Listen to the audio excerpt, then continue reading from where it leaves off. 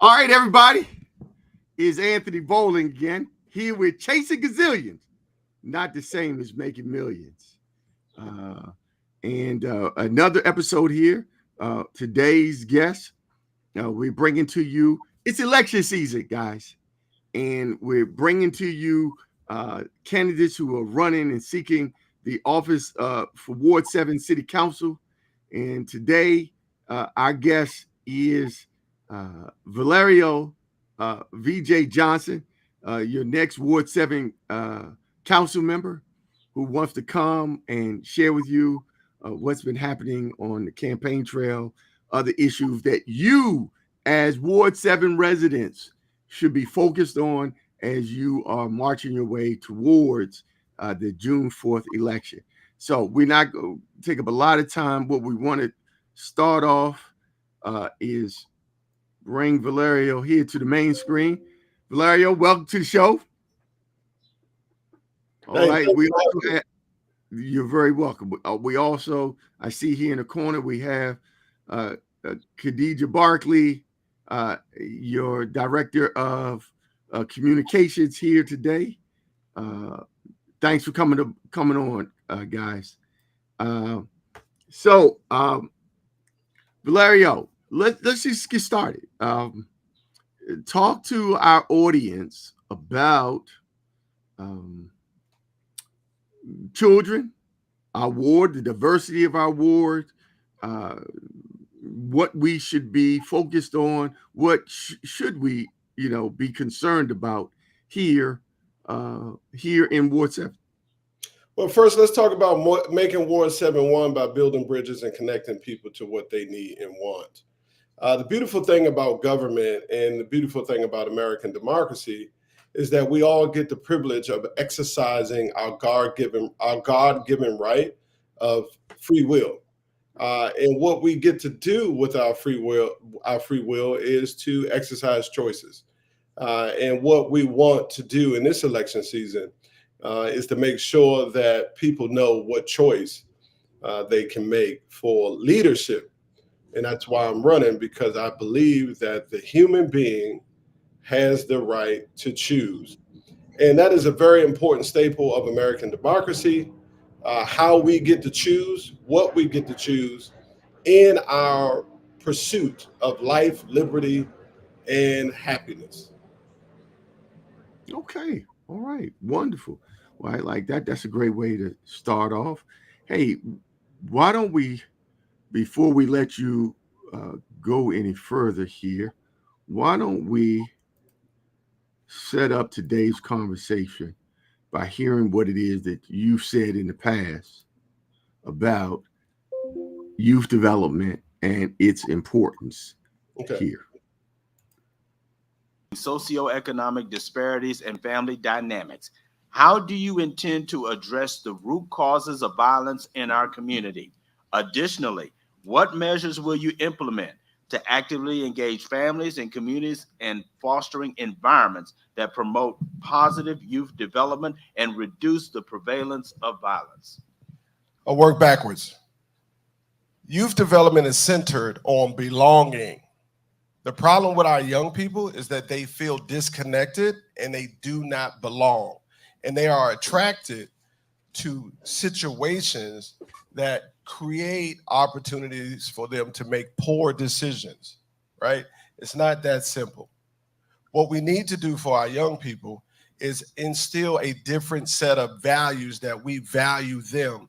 We value life. They should value life. Because just because you're poor don't mean you're supposed to take a gun and rob you and take your car and hit you upside the head. That is not fair. My dad grew up poor. His brothers and sisters grew up poor in Arthur Capers, and none of them been to jail. Poverty may create a situation that may lead someone to do something that's illegal. But let's not say because you're poor, you automatically, as a young person, are going to rob somebody. Do we care about our young people? Yes or no? Yes, if we care about our young people, we love them. We mentor them. We guide them. What else do? We support the parents, the guardians, the grandparents, the older siblings that have the responsibility that is stressful, and raising them in a time such as now. We need to invest more money into opportunities to do more for the adults to make the young people feel like they belong and valued. Thank you, Mr. Johnson. All right. Powerful words there. Powerful words there about investing in our youth, and something I don't know is often said enough. Investing in parenting, investing in the parents. Talk to us more about what that looks like under a VJ Johnson administration as a council member. Well, one of the beautiful things about this process, when you're talking to people, when you see them at the store, when you see them on the street, when you see them at the doors, when they pick up the phone and call you or respond to the promotional materials like a sign or advertisement, you hear, right, what people are thinking. And people have a lot of thoughts and a lot of opinions. And all thoughts and all opinions are valuable. And what I've come to learn on this campaign is that it's not really about just hearing them, but it's also about feeling them from the heart. What people want is to be valued. And, you know, we as an adults, we know better in terms of how we behave and how we respond to other human beings. But sometimes that gets lost on our young people who may not have all the requisite skills to navigate conflicts and situations, or even to express how they don't feel like they belong. The opposite of belonging is fitting in. And we find problems when our young people try to fit in. When they try to fit in, they may be succumb to poor decisions or bad behaviors, or even on the extreme, violent acts. But if you're comfortable with who you are as who God designed you to be, who your nature and your character allows you to evolve and become, you don't have to worry about belonging because you know you fit. And I'm a man of faith, so I believe that God has created us all with unique purposes and skills and strengths. And so we all fit in God's design for how we're supposed to interact with each other as God's creation. Okay. Now, I love that, and that resonates with me. But I can hear the audience, and I can see in the chat where persons are longing to hear. But is there a program that's going to help me? Is there money you're going to give to me? Fix me, help me.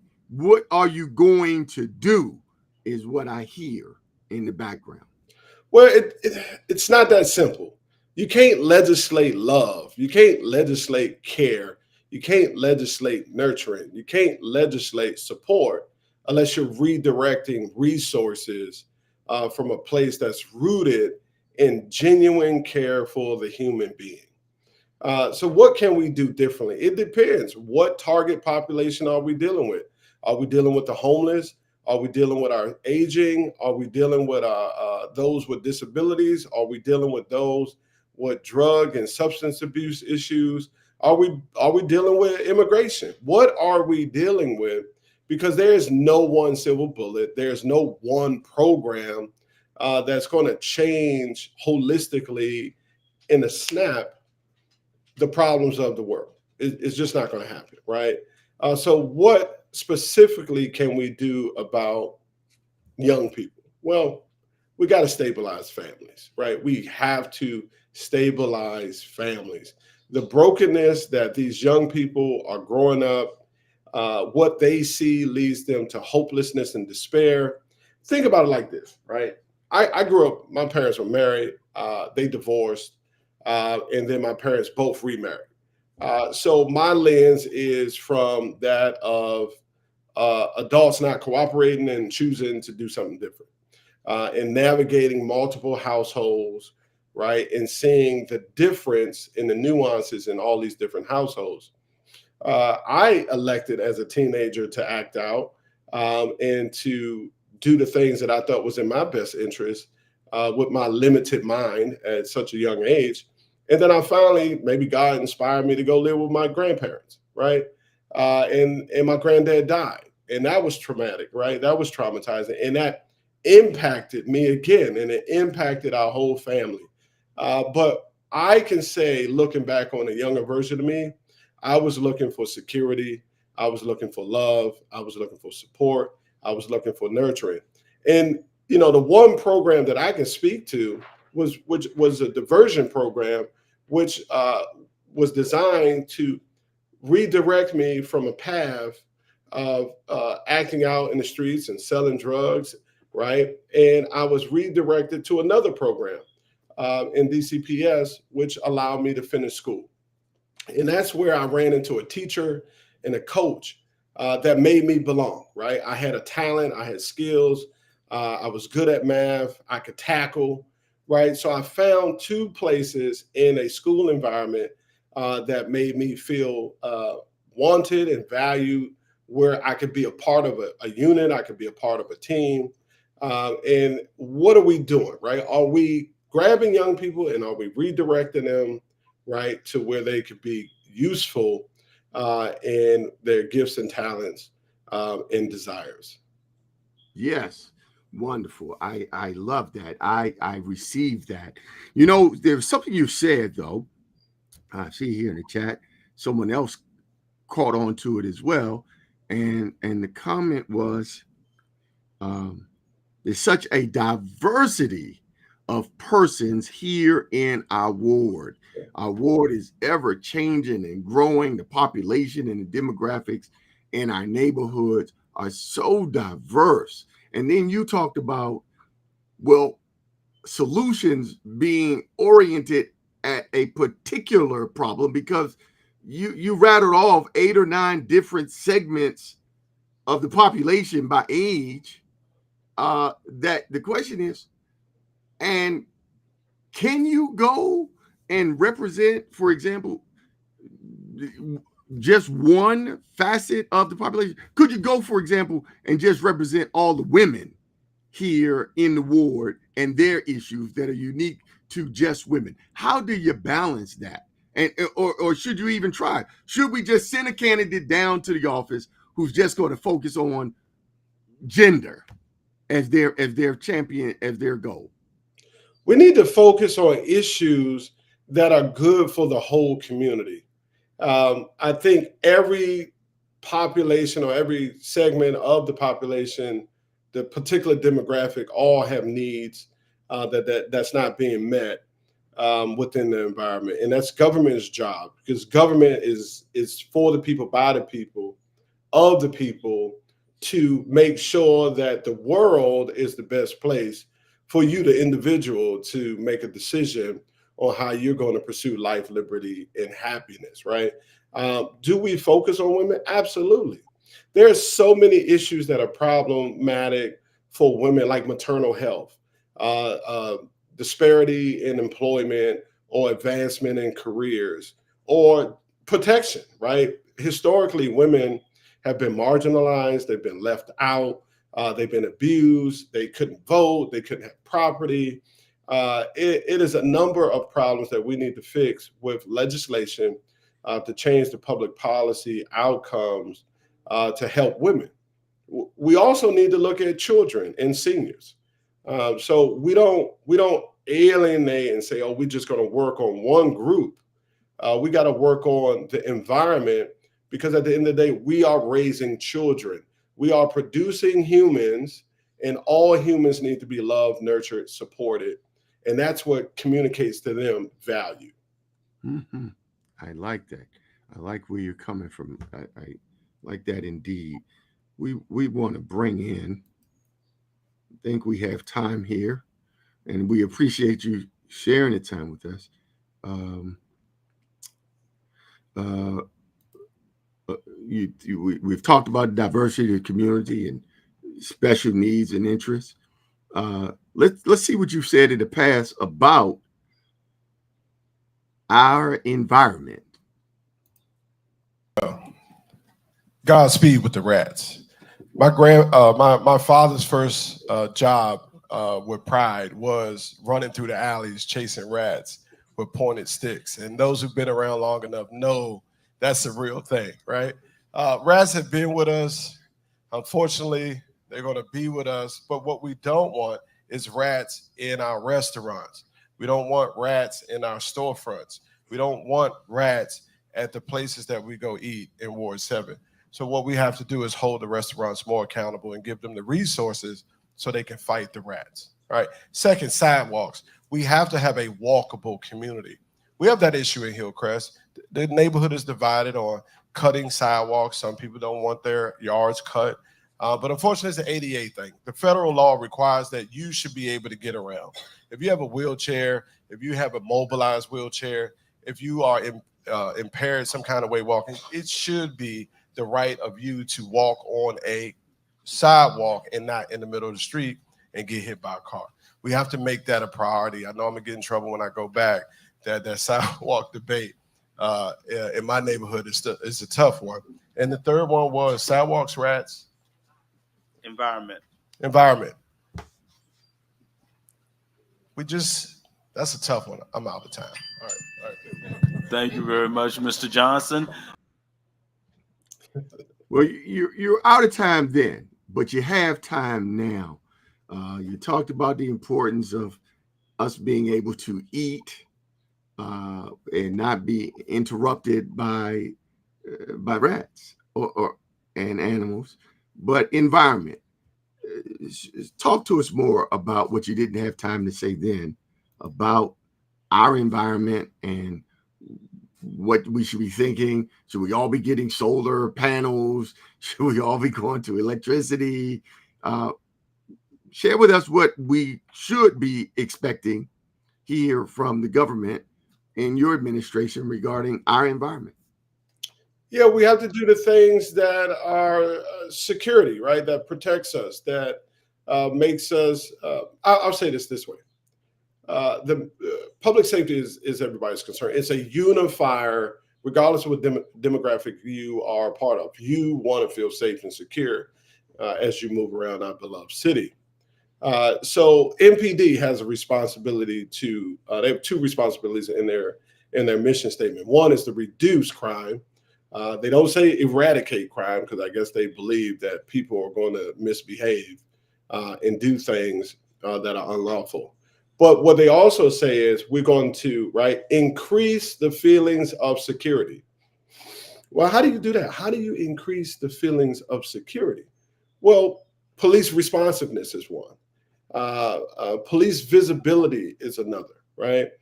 Knowing that lawbreakers will be held accountable for breaking laws, right? This is how we change the environment and create feelings of security. Now, you also got to think about what contributes to these environments where people feel it's safe to harm you and break the law. Well, up here where I am, every neighbor is responsible for walking outside their house, and it's intuitive. No one has to tell my neighbor to pick up trash. No one has to tell us to join as a block and clean up. In fact, when I lived on Nelson Place, I was that engine to make that the norm. Liquor bottles, living behind the liquor store, liquor bottles, lottery tickets, black bags that people got beer in and dispose of them right there, or commuters who come to the liquor store on their way somewhere else, throw their cigarettes out or whatever, throw their trash out their car. And that's not acceptable, because what that says is you don't value this part of town. You don't value this area because you could just throw trash on. And I wonder if we followed those people, right, and we took pictures of their tags and we identified who they were. If we went to their house, I wonder how much trash they threw in front of their house, right? And maybe that's another opportunity that we can create a citizen program where you could take a tag, you could take a picture of a tag and upload it to 311, and some agency of the government will follow up with the owner of that vehicle and be like, yeah, you was caught on camera throwing trash on the street. Here's a $250 fine. Don't do that no more, right? This is what I'm talking about when we talk about environment. How do we create spaces for all people, all demographics, to be safe, secure, and loved, nurtured, right, and supported? You can't always legislate care. It's something about the human nature that has to care about another human being. I try to practice kindness as much as possible. Kindness is a biblical principle where we do things that are right by people just because it's pleasing to God. Fantastic. Well, everybody, this has been Conversations with Villareal VJ Johnson, your next Ward 7 council member, who stopped by our show today, chasing gazillions, not the same as making millions. And we appreciate you, Villareal, for your commitment and dedication and care for the residents of Ward 7. Thank you for stopping by today. We look forward to hearing from you the next time on our show. Everybody, before you go, let everyone know how they can get involved with your campaign, how they can reach you, how they can support you, and how they can make donations to your campaign. Yeah, and before I do that, I see you have an emblem. What is that? Are you a member of Kappa Alpha? What is that? You are a fraternity man. I am a fraternity man. Yes. Yeah, and so am I. And the greatest fraternity there is, Kappa Alpha Psi Fraternity Incorporated. Yeah, and that is a valuable opinion, and that may be true for those who are part of your fraternity. But what I want to mention is that Alpha Phi Alpha Fraternity Incorporated, the first collegiate fraternity for African American men, founded as a study group in 1905 and then incorporated into an organization in 1906, was all about environment. 7 men who went to Cornell University thought it not robbery to say, hey, we're going to create spaces in an environment so more African Americans could obtain higher education at elite institutions at such a time where African Americans were just 1 or 2 generations out of slavery. And that's just another example that I wanted to make mention of. And I think your fraternity went to Indiana University and did the same thing. But as we close out, right, VJ4Ward7.com, I'm not sure if your viewers can pull the phone up, the camera up, and screenshot or get the QR code from behind me. But if you can or you can't, I'm going to say go to VJ4Ward7.com, VJFORD7.com. We have it. We were able to get it on the bottom screen this time. Oh, there you go. VJ4Ward7.com, 202-643-6078. We are outside. You go to the website, you can see we're everywhere. We are positioning ourselves to give you a glimpse of what Council Member Johnson will do for you as the man as the council member, right? Engaging, responsive, and accountable. You will be able to go to our website. You will be able to click on events. You will be able to use the mobilize link and be where I am, wherever I am. And you know where I'm going to be. And if you see me somewhere that you're already going to be, just sign up and say, hey, VJ, I'll be there. I'll meet you there. Or just show up and see me where I am. And as one candidate said in a debate 2 weeks ago, he's everywhere. And that is true. He is everywhere. All right. Well, thank you so much. I see your communications director has returned. Oh, she's a Spelman grad. Look at that. Founders Day, Spelman, another institution that was founded shortly after the ending of slavery, which created an environment for women, for African-American women to be educated. And Khadijah, you want to talk about that on this special day of Spelman's founding? We can't hear you. We can't hear you. No.